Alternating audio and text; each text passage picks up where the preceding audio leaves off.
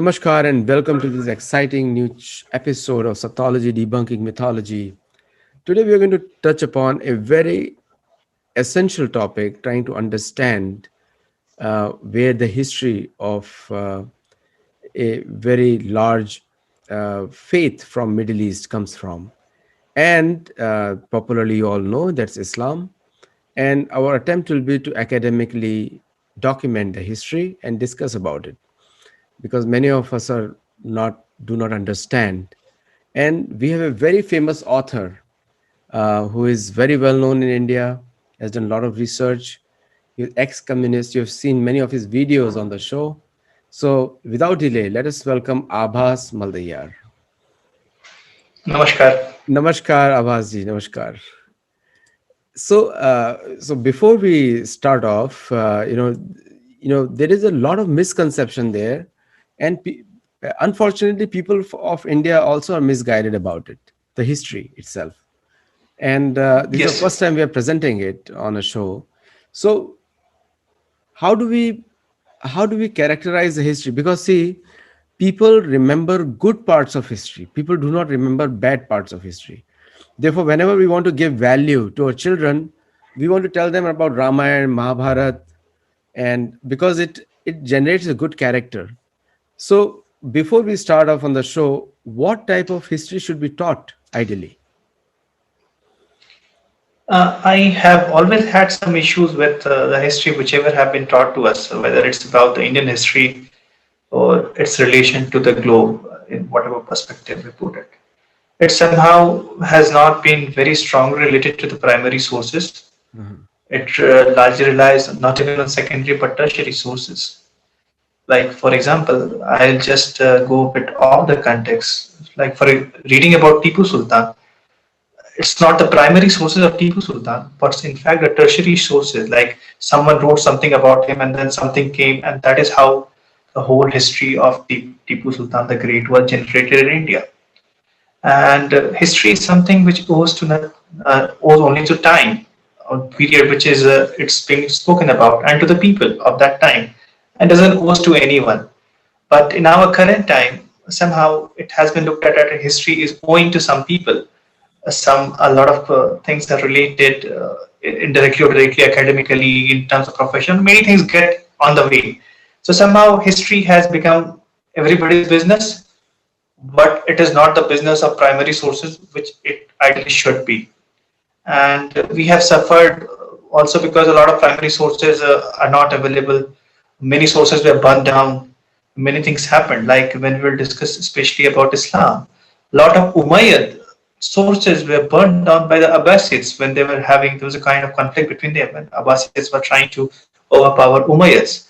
And we lost a lot of part of history, what happened in that period, actually how Islam originated. But one source was there which remained unaffected from them. It was a source of the Chinese. And right now we might not be able to, everything is censored in China, so the things are a bit different right now. But unfortunately or fortunately, we have to rely on the Chinese sources of that era to get the true truth of what actually happened about Islam, because they have documented it quite well. And we have to agree that perhaps because they are third party or the third someone who has no relation with Arabia at all that way. So we have to understand that they must have been honest about it. So And one thing yes, good about you said about Chinese travelers is they documented a lot in their own records. Like a Huan yes, Sang recorded a lot about Indian history, and many versions of Chinese travelers are also taken seriously by, especially in the case of spread of Buddhism.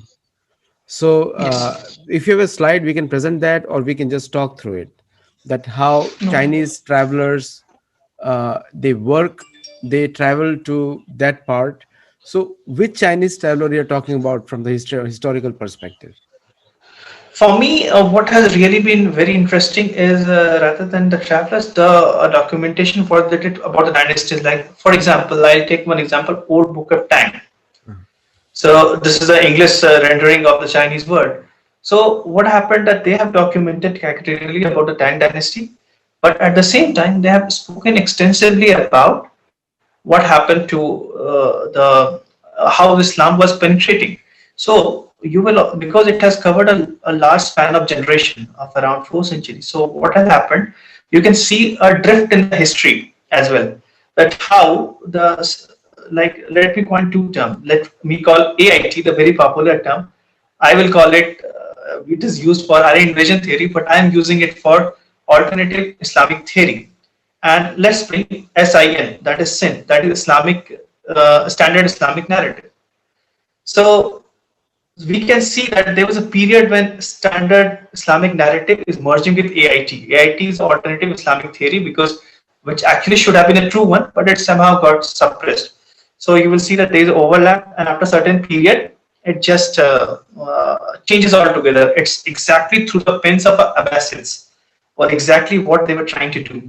So today, what I want to focus on, because we are starting, it's more like an induction.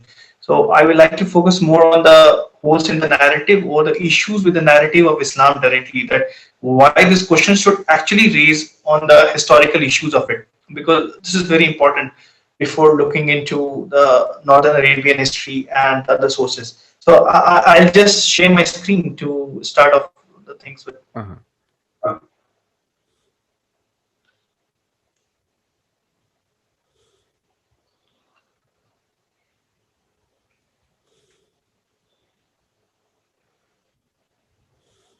I hope my screen is visible. Yes, it is visible. Yeah. Yeah.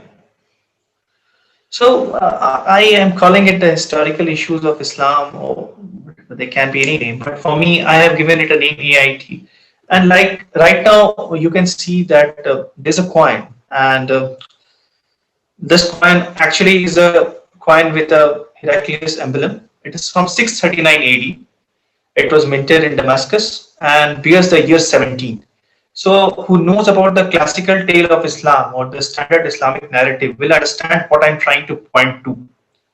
17 in 639 AD means 17 years plus 622, and 622 is the Hijri year, or the year from when the whole Islamic calendar begins.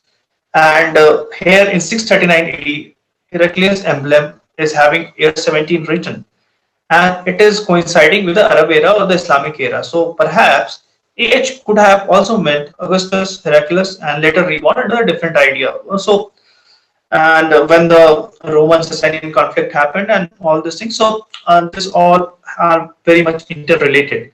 So I'm not claiming that this would be the exact thing, but the point is that we have not even looked to retrospect into these ideas, that what was the coincidence, why did this happen.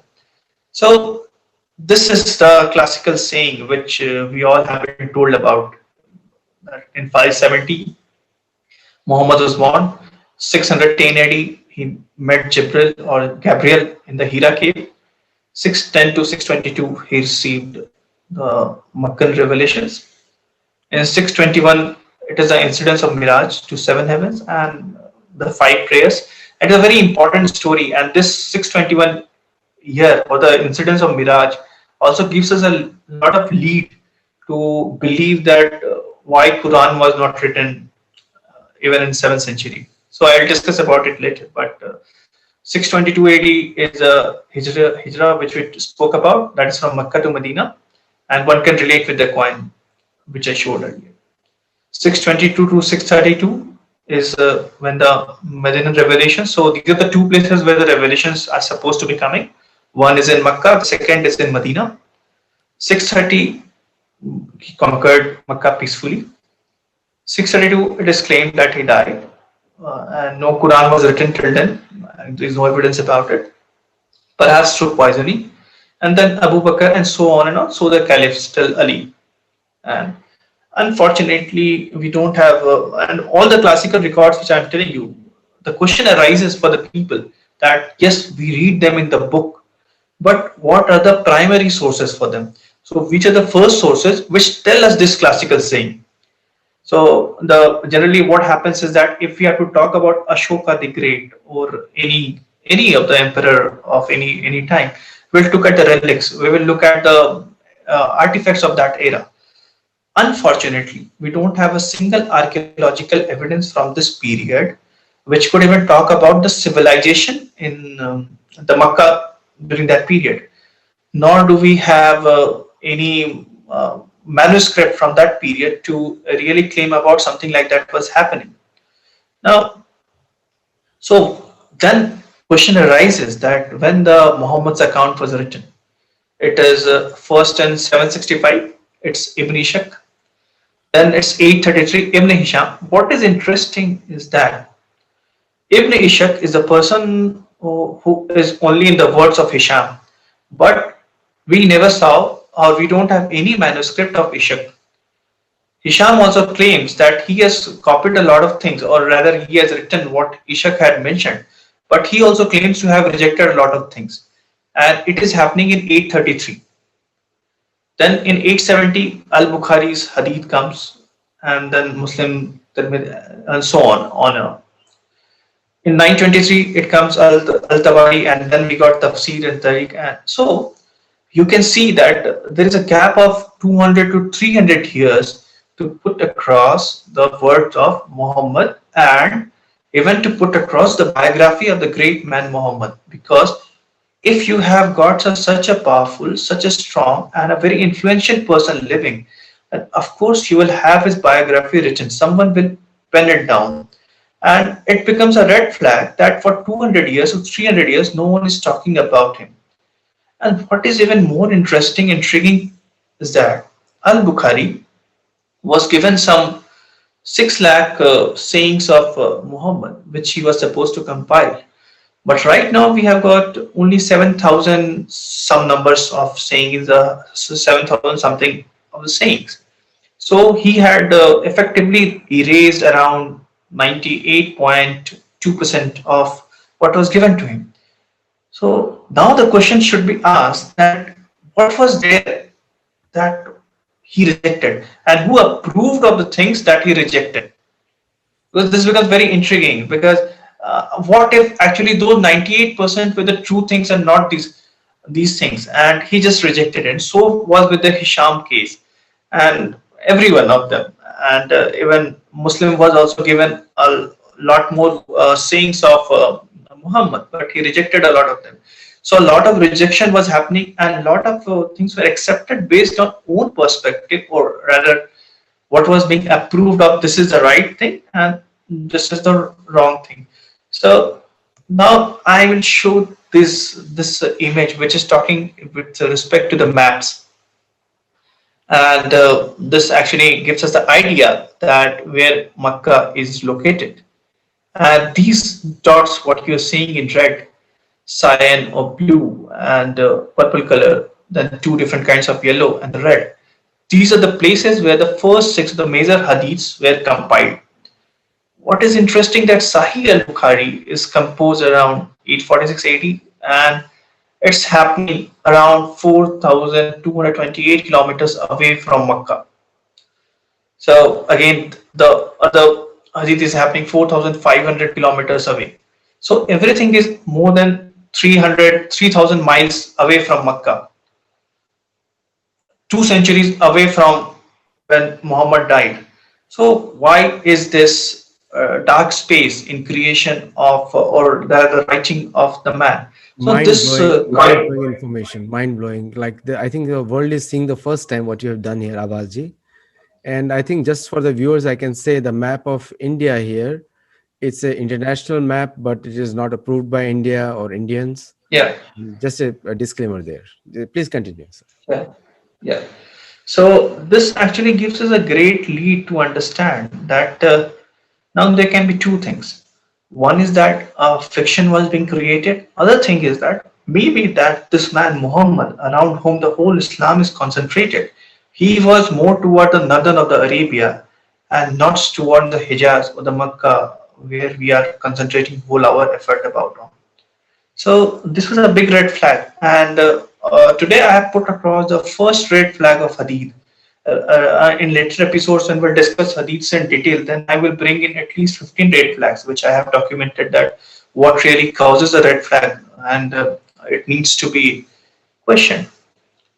And so now the argument can be that maybe that because the question is that why it was not written. So answer to this can be argument that people didn't know to write. The other thing can be the man never lived, the story was being created. Now, as per the standard Islamic narrative, this is the spread of Islam till from 622 to 750 AD. And we can see that the green territories are the green ones are the one which happened to occur between 661 to 750, and the yellow ones are the places where Islam had reached till 661 AD. And it is impossible to believe that people all across these belts were illiterate. No, they were literate enough, because of course we have documents from all these places of enough of inscription, enough of things. So even we have, and to prove anything historically, you need certain archaeological evidence. You need, and we were quite fortunate this way in India, that a lot of astronomical references were made. How people were too good in mathematics, and how the sky settings used to happen. So they were. So it's very tough to find which happened 4,000 years ago, 6,000 years ago. But the sky setting somehow has given us something. But here in this case, there is no references of sky settings, and because Arabs were too good in reading the sky too, because they were the desert dwellers, and if you don't read the sky and the stars in the time of no GPS, you will be lost. You will die because you will not find the oasis. So it kind of is a very, it again gives a red flag that why exactly the story of the man was not written so great for around 200 years.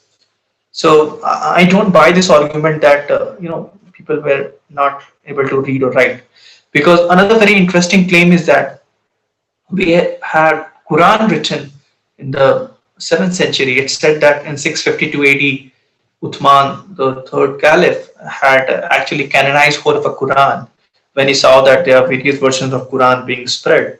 So he thought that let's make it a standard. And when he brought it down, so but unfortunately we have not found a single reference of a complete manuscript from that period. But forget that. Even if we pick this argument that the book was written, the Quran, why not the hadiths and the Sirah of Muhammad? It was very important to be written, because we have questions on historicity of Jesus Christ too. But in case of Jesus Christ, even if his argument are very strong that he too was fictional, but the biography of the man appeared quite sooner than we find in this case. So even though Muhammad is considered to be more historic and Jesus more non-historic, because they are more, but there has not been enough of studies about it. And if we do, it will find that the historicity of the Muhammad, how is it shown? It's get a bit more dubious and coming on to. So there were a lot of initial scholarly criticism about the existence of how Islam has been shown to us and how Muhammad's story has been told to us. So it has been said that I'm quoting Humphreys in 1991. He says that Islam, as we know it, did not exist in the 7th century but evolved over a period of 200 to 300 years. The second scholarly criticism is the Quran probably was not revealed to one man in 22 years, but likely evolved over a period of 50 to 100 years. This is coming from Ripon in 1985. Then I have got a conclusion, and this conclusion was from Cook in 1983, where the claim is made that the history of Islam, at least from the time of Caliph Abdul Malik and before, is a latter fabrication, which I too agree to a great extent. Because a very interesting name is coming here, Abdul Malik. And if not many people know about him, I'd like to give a bit details about him, that why he's quite important. Because he's the man who built the structure rock or dome of rock in 691 AD. And this is connected to 622 AD, or the place from where we spoke about the Hijrah, where from where the Islamic calendar begins, about the exodus of Muhammad from Mecca to Medina. But what had happened, this is around 621, where Muhammad flew from Makkah to Jerusalem, and from there he flew to the heaven, wherein he first reached to the seventh heaven on the flying horse, accompanied by the Jibril or the Jibril. Allah gave him 50 prayers. He got down to the fifth heaven, and Moses said that it's way too much, and he did some up and down from fifth heaven to seventh heaven, and finally Allah gave him five prayers, and this is when Moses confirmed that, approved rather, that this is the right amount of prayer. Now you can go back. So this place, Dome of Rock, happens to be that exact place from where Muhammad had flew to the seventh heaven. So it's very important. And this structure was built in 691 AD. And this is where the first time the word Muhammad appears in any written record so far. So this is quite important, and we will have to keep this name in mind, because we will discuss a lot about Abdul Malik in episodes to come. In my opinion, he is the one who actually created a lot of things. So again, I showed that what exactly is the concern, and these are again, why did it take so long to write it all down? Were these people not literate? Where did biographers get their material from? This is very important, because as I said that Hisham is claiming to have got the material about Muhammad from Ishaq, but we don't know what Ishaq wrote, right? And can it be trusted? Of course not, in my opinion, because something is coming down after 200 years. There would have been a lot of corruption to it. Should we not instead go to the period of these events? And that is, we have to go back to the 7th century, and we are finding some. So there were these are few references which are very important for anyone to read, should they want to read about historicity of Islam. And they were the one who started raising the questions, and of all, two people had really done very extensive. Of course, all of them are genius and have amazing contribution, but Holland and Patricia Krohn are the two people who have really brought across so many things. And that was the period when the whole Islamic world had got against them, because what they were revealing, the material they were bringing in front, were breaking SIN, that is standard Islamic narrative. And they too had AIT, that is alternative Islamic theory. So these are the three books which I suggest people to read a bit about. And of course, first is Tom Holland in the Shadow of the Sword, and Did Muhammad Exist by Robert Spencer, and Quranic Geography by Dan Gibson. So there have been a lot of rebuttals too written across these books. I went through them as well, and somehow I found the rebuttals to be very strong, and the argument were not very comprehensive, the kind of arguments the people against it are putting, because there are many questions which stand there, and those rebuttals have been based on certain paragraphs. But when you read a paragraph, you need to read the context and the whole of a chapter, and rather the series of the chapters, to understand that why particularly that paragraph has been written. And I spoke about Patricia Krohn. She was amazing. She left the world a few years back, and she knew 15 archaic languages, or rather she could read and write 15 archaic languages, which is amazing. And the people who have been rebutting her, I don't know how many languages they knew. And when you deal with the subjects like history of Islam, one needs to get a very strong hold on the archaic language.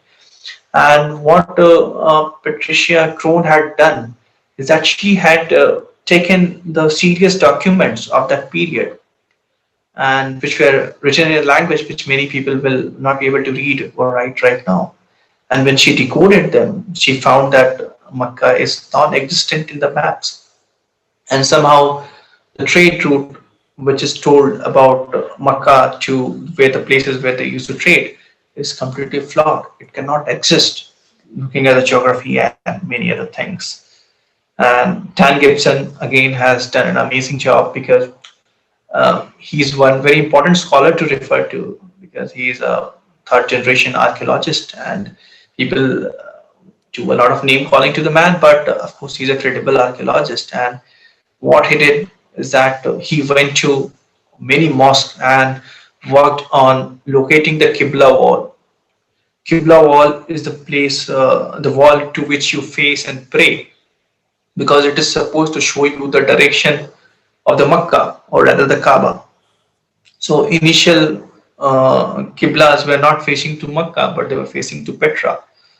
So and in mid phase they were facing not to Makkah, not to Petra, but somewhere else. And then later they started facing to Makkah. And the rebuttal which was made to Gibson was through Dr. David King. Yeah, David King. Yeah, he did the rebuttal, and because previously he was known as a Qibla King too, he was expert of Qiblas.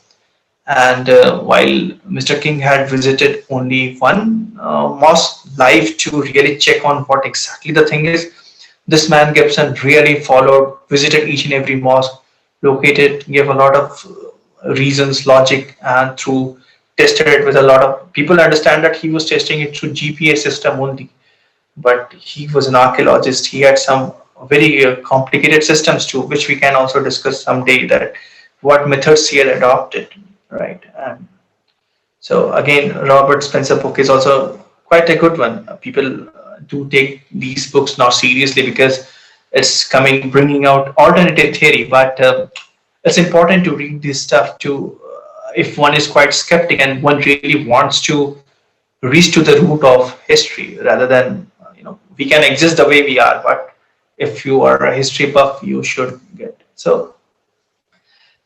Coming back to the issues again, so and I was talking about that if one wants to talk about history, he needs to come with evidences. So just to set the things in perspective, if I pick Ramayana, they almost all the geographical places which are spoken about in Ramayana do exist, and they have been named, and we can locate them almost like how they have been explained. Yes. And Ramayana is happening a lot of millenniums back, right? So Like it will be a bit busy. Yeah. Ramayana, there's a reference of South America. Yes. Sugriva traveled to Europe, Southeast Asia, Yes. Northern Kuru, right up to Siberia. Like, it's Yes. too many references. I mean, in fact, Ramayana has a much bigger geographical spread than even Mahabharata. Mahabharata is mostly Yes. Shakal Dweep and Jambu Dweep, which is Asia and Europe, and Yes. right till the east part of Asia, which is up to Cambodia. The references are there. But Ramayana is like filled, and those names have not changed yet, including the symbols Yes. not changed. Yes. So it has been millenniums back, but we have got a book Quran which happens to, even if we accept the thesis that it was written in the 7th century. So this was a period when people know about geography. People, it's understood even by the modern historians, or rather, I'll say the historians who make a claim that we are okay. Let's not get into it. But yes, the point is that it is understood that it has to be a true book in terms of the geographical references, but it gives 65 geographical references, but only 9 places are named. And now, what gets more interesting? You can see a map by right hand side. Now I am talking about. You can see that where the Makkah is located. It's down south.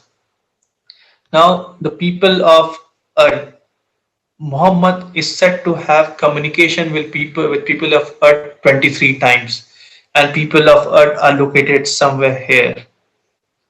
With Tamut 24 times, there is the Nabateans, and they are again 2 miles away, a lot of miles away from Makkah. They are in communication with Muhammad is in communication with Median 7 times, Midianites, and they are located somewhere here, again too far from Makkah. So if the person is meeting these people on daily basis if the book is trusted to be a true one? Right now, I'm basing argument on the fact that yes, Quran is truth. Now, how is it possible for a man in 7th century to travel down miles away every day, where either the stories of the book is fabricated, or this man Muhammad was not living in Mecca, the Makkah we know today, he was perhaps anywhere close to these people, that is the people of Earth and the people of Thamud and people of Median. So, isn't it alarming, Aditya? Because as a skeptic, one must raise a question. I am surprised that for so many years, why these questions were not raised at a very broad level. And it really then questions back the scholarship which people are carrying in terms of the Islamic studies. It is really baffling. Yeah. So No, generally the questioning is not promoted. So yes, people have to accept one version only, and no two versions are accepted, even in the scholarly circles also. So that's the problem. yes, You see, Ramayana and Mahabharata and Bhagavad Gita, they're very critically commented. Like you see, yes, majority of the history of Mahabharata is told to Indians by the British or the Americans or Europeans, yes, and the history of so even they could not escape the fact to acknowledge that it is fact. Otherwise, there won't be so many Ramayana and Mahabharata followers in Europe and America. But the problem with this history is that it is a black box. Nobody knows about it, yes, and so people have to get into the dogmatic way of accepting everything, whatever is told. There's only one version of truth, and unfortunately, like or fortunately, Chinese have recorded it, and this is what you are showing us right now. yes.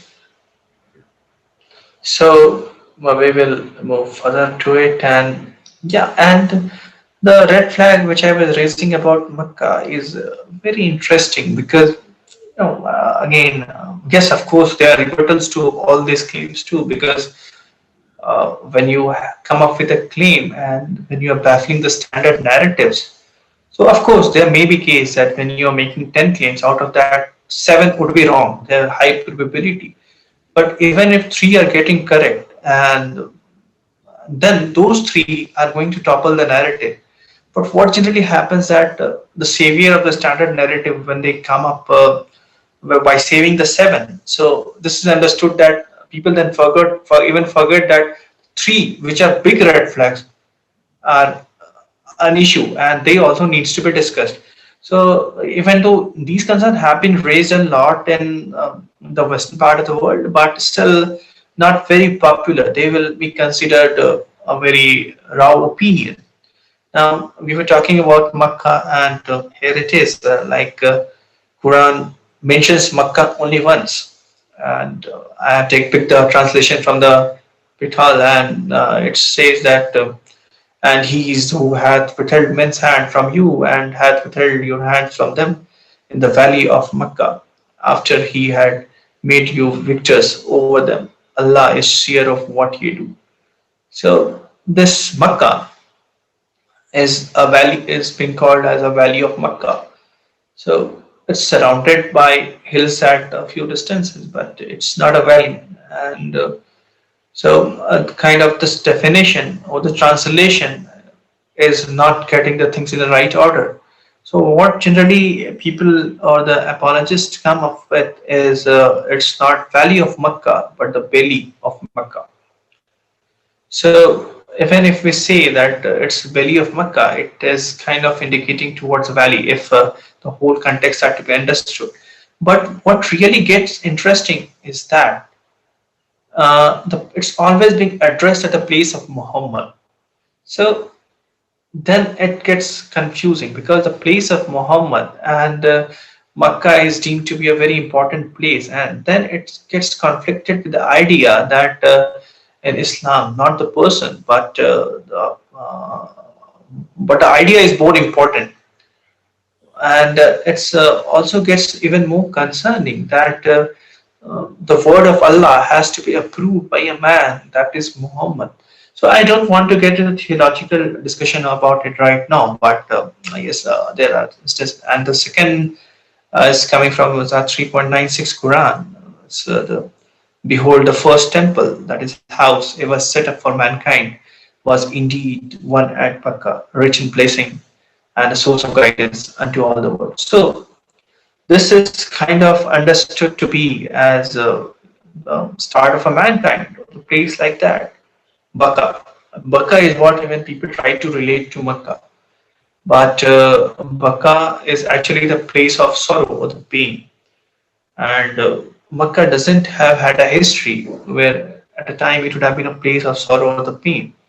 And all the incidences about the place of Muhammad or the geographical context which has been given somehow doesn't match for it. And people do again have a rebuttal for this. They say that, because when you talk about olive farming or you talk about a lot of vegetation and many other things, it was for whole of a humanity. Allah was addressing Prophet, that's saying that it's for whole of a humanity.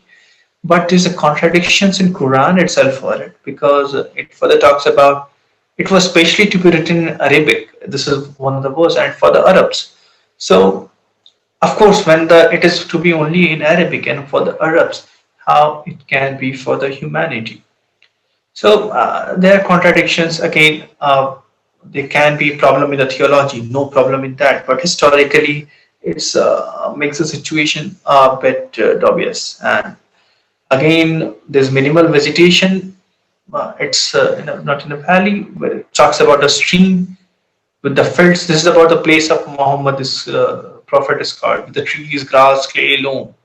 So Makkah doesn't have any of this. It is arid and dry. And Kaaba is often mentioned, but we are only told that it resides in the mother of settlements. Now, mother of settlements is a keyword.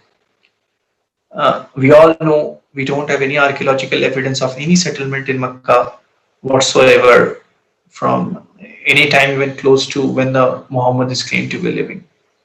And the tradition, as per the Islamic tradition, and Adam and Eve were thrown out from the heaven when they committed the sin and onto this place, that is Mecca. And Mecca is supposedly the center of trade from north to south, east to west. And all these three things which are mentioned don't match with the current Mecca at all. And of course, this is not the place where the settlement of the civilization began. And the word of Allah cannot be doubted. So yeah, this is So kind of one thing it comes to my mind reading all the Ramayana and Mahabharata history is that when they describe about Ayodhya, now Ayodhya was a you can even today Ayodhya is in a place which is a very fertile land. It has a very stable yes. climate, and there is no exaggeration there when you compare to Ayodhya, Hastinapur, or even forget matter Takshila. Takshila is a very green area. That's where Mahabharata was spoken first time on this earth by Vaishampayan to Maharaja Janmajaya. Now, all those places, the mention is of an area which is even today like that. Why, like in just 600, 700 years or 1200 years, 1400 years, whatever it is, the characteristic of land can change so much. I'm totally baffled by your presentation here. It's beautiful presentation. Thank you.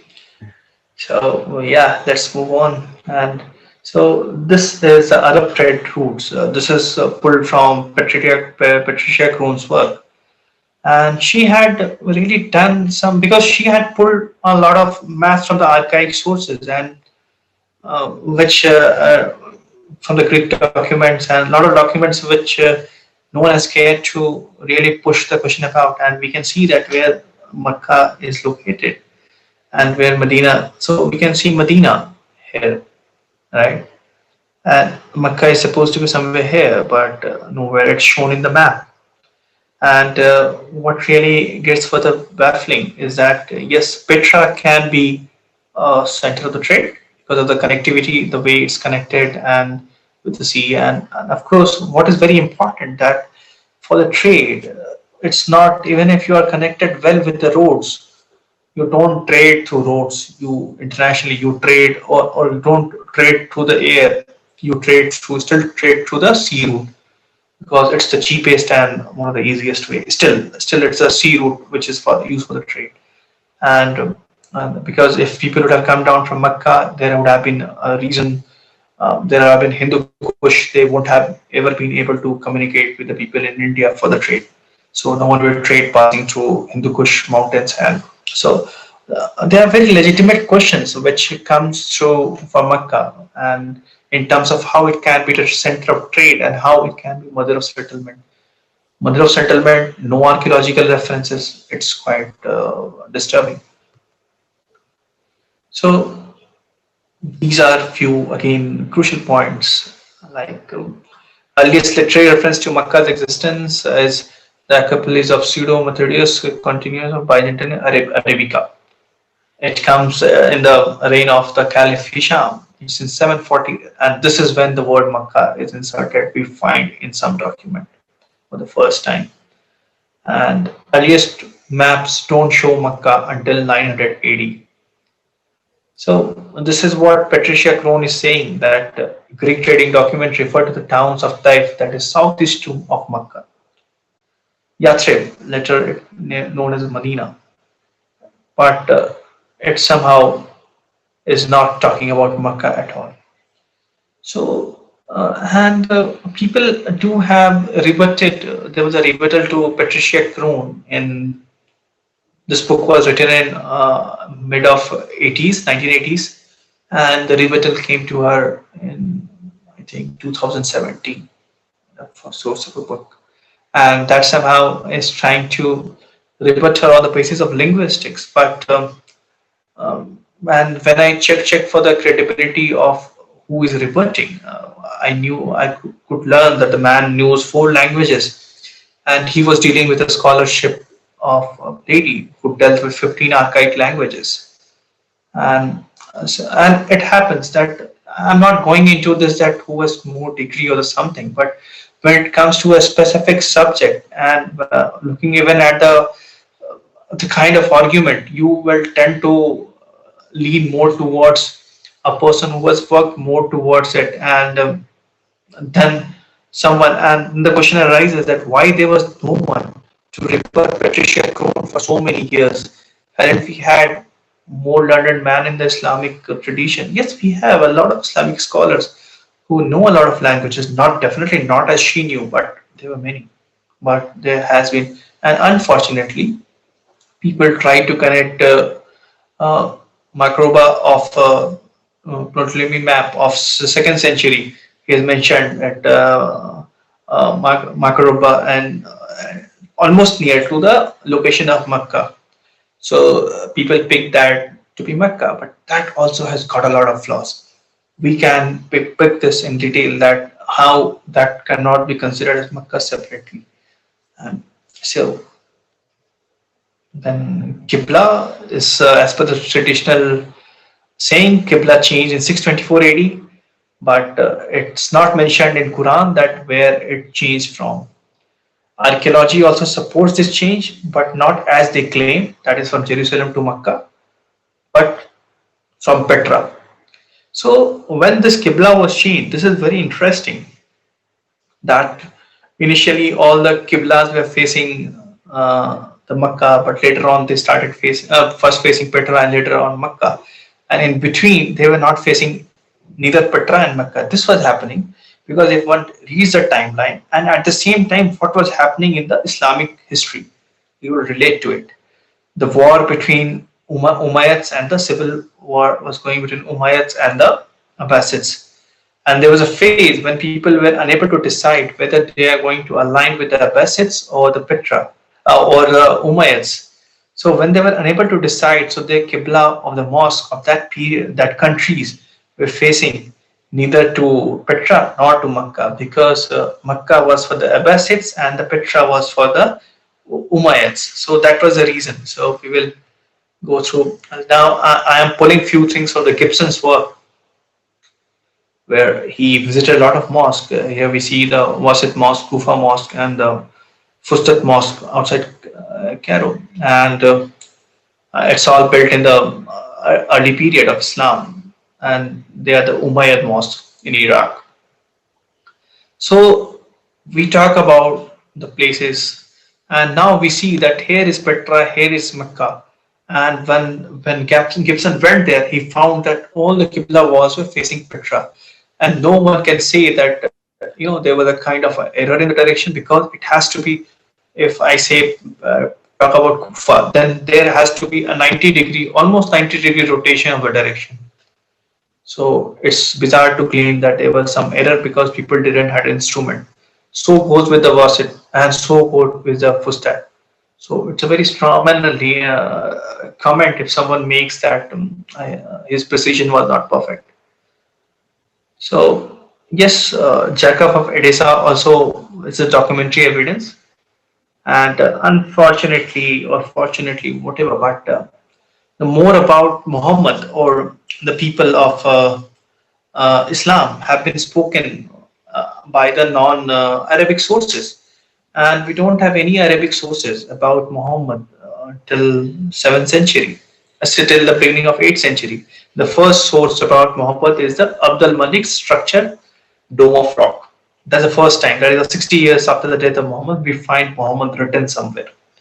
So he refers to Maghreb, saying, so from all this it is clear that it is not to the south that the Jews and the Maghreb here in the regions of Syria pray, but towards Jerusalem or the Kaaba, the patriarchal places of the races.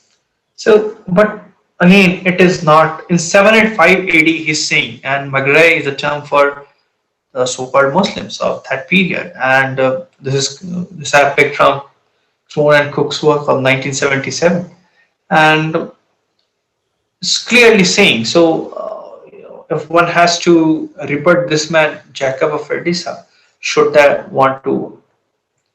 So, and interesting is that Gibson had taken few photos and he had documented a lot of things. So, I believe the images are visible enough. Yeah. So, this is Great Mosque of Guangzhou, China, in 630 AD. And again, this is facing Petra. Like, I'll just run through a few of them. This is Humayma, southwestern part of Jordan. Mecca is down this side, so there is no point claiming that this would have faced, but this is facing Petra. So this is Great Mosque of Baalbek in Lebanon. Qibla is again facing Petra. So these are all pulled from the works of Gibson. This is Great Mosque of Sana'a in the capital city of Yemen, 785. Again, the Qibla is facing Petra. Then Al-Aqsa Mosque, Jerusalem, 709. Now it is not, it is in Jerusalem, but still it's not facing Jerusalem the way the shrine needs to be, but it's facing the Petra. So this is Damascus Mosque facing Petra, not Mecca. This is Anzar Mosque in Lebanon facing Petra, not Mecca. 720 facing Petra again, Mosque of Umar. Pakistan, 727 facing Petra, not Mecca. Again, we see, so neither, again, this gets interesting. 728, it's facing neither Petra nor Mecca. This is the direction, the central one. This is not facing anywhere. So this Qibla changes between 78 to 740 AD, and we had found Makkah in 741 AD in the document. So we can see the shift and the change. So archaeology is supporting what was written. So when they describe it's a green area and a valley, so they're talking about Petra, not about the Mecca. Yes, this necessarily should be Petra. And history is all about hypothesis and establishing a theory. And hypothesis became a theory when it's supported with more of a substance, and it remains a theory until a rebuttal comes to it with enough of substance. But somehow, not very strong rebuttal to this idea has come, and it's very tough too, because this man Gibson has done such a fabulous work. He has gone to the root.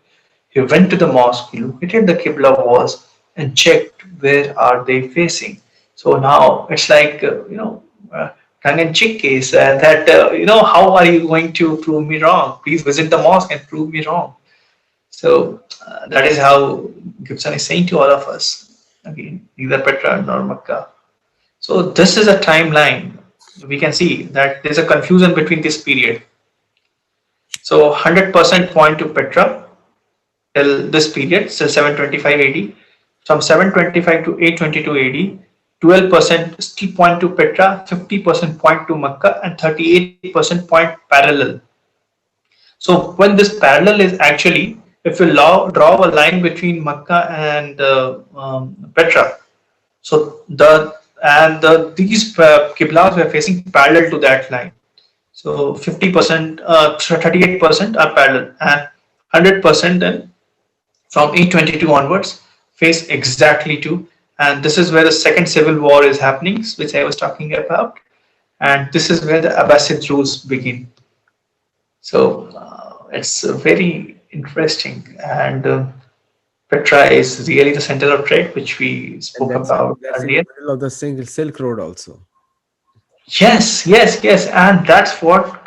So what is happening that if we connect the dots, and today I'm only discussing the issues. I'm not going into describing the theory that what the new theory should be about. Today I am, so it is called as a temple of tombs and temples, the Petra. And what is even more interesting is that the Nabateans had a god called Allah, who also had Dushera was is one of the name as per the Nabatean tradition. And Allah said that Allah is not supposed to have concert, but here the Allah had a concert called Allah. So they were trying to whitewash the history of Petra to some extent, perhaps. And again, the same thing.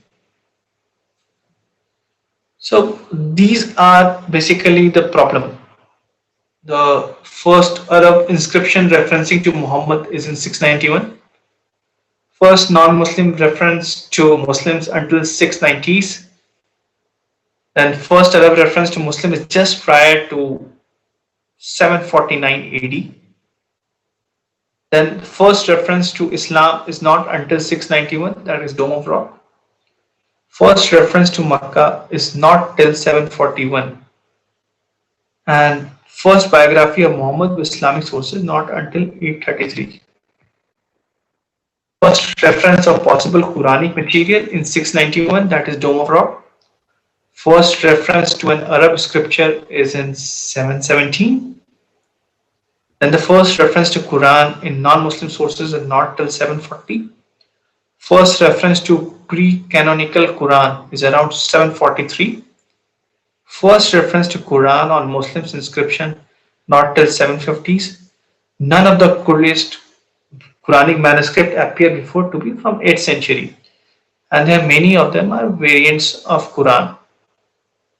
So I can actually go on and on for this, but this kind of is so intense and requires a lot of due diligence for each and every aspect of the subject. So You have done a fabulous research. I think this is the first time anyone is presenting in such an authentic way. And thank you for your research.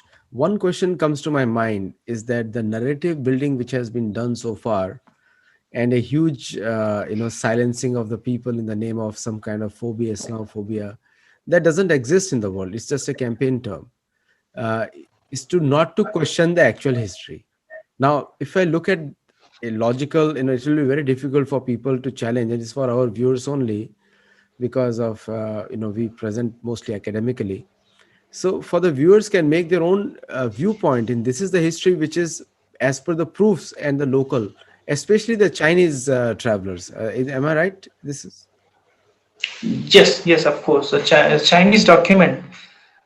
I really, because recently there was a lot of thing going on around Twitter with me, because and actually it took me around 2 months to really bring across uh, to read those Chinese documents, because fortunately we can read them online, but not like how generally in websites like archive.org or something. It's a very easy PDF where you can read what you want to. But in this case, you have to precisely read each and every page. And I did enough of work when I first got the lead about this document from the work of Robert Hoyland, and that made me start reading it. And when I read, it took me around 2 months to finish it, and there were a lot of things which came out. And I also found that Quraysh have got the link with the northern Arabia, not in the Hijaz or the down south of Arabia, which is a traditional acclamation. So this, of course, apart from Chinese document, there are a lot of Syriac documents. So there are a lot of non-Arabic document because, and this also happened very accidentally because when I was first working on the historicity of Muhammad, and I couldn't find any substantial Arabic document. And then people reverted me with the Syriac documents. They brought in the documents in front of me that, hey, look at this source talks about Muhammad. And then it started becoming more interesting because the Syriac document, one of them that is in 637 AD, is calling Mehmet the Tayyay or Tayyay Mehmet. That means the Tayyay of Muhammad or Mehmet. Now, Muhammad had got many, it was a title, it was a name to the blessed one. And this is Muhammad of Tayyay. Tayyay is a group which migrated from Yemen to northern Arabia in 2nd century AD. They had nothing to do with the southern belt. So who is this Muhammad of Tayyay? This was a question to be asked, and then my skeptic mind further got into do more of research into it, and the things started unfolding. I could connect the dot that why this whole thing Petra Mecca was there, the issue.